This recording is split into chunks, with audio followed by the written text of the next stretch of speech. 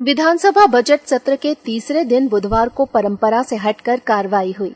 व्यापम घोटाले को लेकर विधानसभा में बजट सत्र के तीसरे दिन की कार्रवाई में प्रश्नकाल को स्थगित कर दिया गया और घोटाले संबंधी स्थगन सूचना पर चर्चा शुरू कराई गई।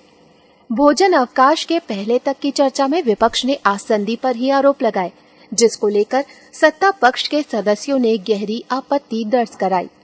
भोजन अवकाश के पहले तक विपक्ष की ओर से सत्यदेव कटारे, रामनिवास रावत, कमलेश्वर पटेल, जीतू पटवारी ने चर्चा में हिस्सा लिया। विपक्ष ने आसंदी पर आरोप लगाते हुए कहा कि उनकी सत्ता पक्ष के साथ मिलीभगत है। विपक्ष ने कहा कि मुख्यमंत्री शिवराज सिंह चौहान सीबीआई जांच की मांग से बच क्यों रहे हैं।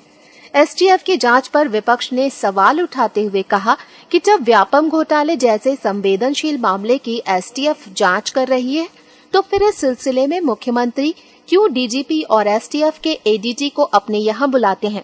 इससे क्या जांच प्रभावित नहीं हो रही? इस तरह के कई अन्य आरोप भी विपक्ष द्वारा सत्ता पक्ष पर लगाए गए। जो चर्चा हो रही थी, स्पीकर से भी बात हुई। स्पीकर ने हमको इस बात के लिए इंसिस्ट किया कि आप 11:30 के बजाय 10:30 बजे विषय रेस कर देना। हमने बोला साहब हम 0 वर्ष में कर देंगे। उनका कहना था कि 0 वर्ष में हल्ला गुल्ला हो जाता है, आप 10:30 बजे रेस कर देना, मैं आश्वासन दे दूंगा, उसके बाद चर्चा जब टाइम आ जाएगा चर्चा हो जाएगी। मैंने कहा ठीक है। हमने उसके अनुसार 10:30 बजे रेस कर दिया। जब 10:30 बजे रेस कर दिया तो पता लगा कि पूरा आरोप ये लगाया जा रहा है कि साहब प्रतिपक्ष तैयार ही नहीं है, प्रतिपक्ष तैयार ही नहीं है। तैयारी का अभी पता लग जाएगा तैयार है कि नहीं है। ये वहीं बैठे बैठे रामनिवास रावत जी का स्पीच आप उठा के देख लीजिए, तर्कसंगत है कि नहीं है। उन तर्कों का, उन तथ्यों का सरकार जवाब दे। जीतू पटवारी ने रखे, बाकी लोग रख रहे हैं, उन तर्कों का, तथ्यों का सरकार जवाब तो दे।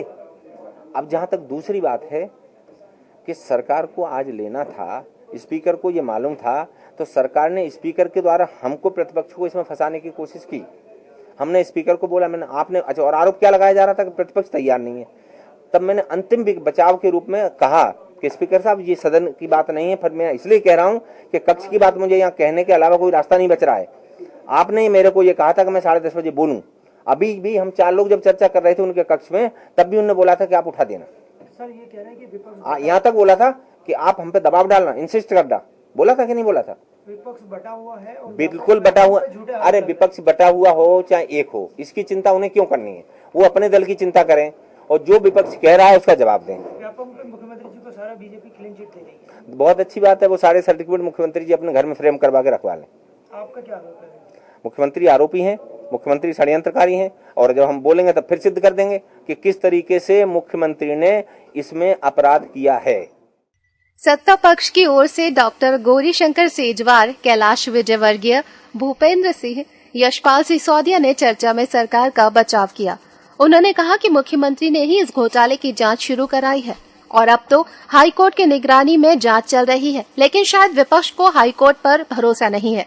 मीडिया से चर्चा के दौरान भूपेंद्र सिंह ने कहा कि व्यापम को लेकर हल्ला करने वाली विपक्ष ने सदन में चर्चा को टालने की कोशिश की। तथ्य और साक्ष्य नहीं होने के बावजूद विपक्ष जनता को गुमराह और सीएम को बदनाम करने का प्रयास कर रही है। व्यापम में जो गड़बड़ियां हुई है, इसको सरकार ने गंभीरता से लिया। माननीय मुख्यमंत्री जी ने तत्काल इसमें एफआईआर के आदेश किए। एसटीएफ को जांच दी। एसटीएफ में ऐसे अधिकारियों को ये काम सौंपा जो निष्पक्ष हैं, निर्विवाद हैं, उनको ये काम सौंपा। इसके बाद हमारे कांग्रेस के जो मित्र हैं, बाकी लोग हैं, वो हाईकोर्ट गए। हाईकोर्ट में उन्होंने पीआईएल लगाई और उस पीआईएल में हाईकोर्ट ने कहा कि राज्य सरकार ने जो निर्णय लिया है वह प्रशंसा योग्य है। डबल बेंच का निर्णय था और उन्होंने राज्य सरकार की कार्रवाई की प्रशंसा की।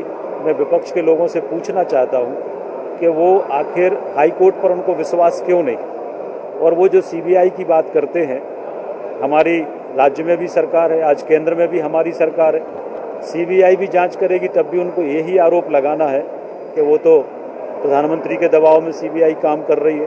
और इसलिए हाईकोर्ट की देखरेख में पूरी कार्रवाई हो रही है। हमारे मध्य प्रदेश के इतिहास में पहली बार कोई डीआईजी जेल गया। हमारी अपनी सरकार के, हमारी सरकार के रहते हमारे अपने वरिष्ठ नेता माननीय लक्ष्मीकांत जी को जेल जाना पड़ा।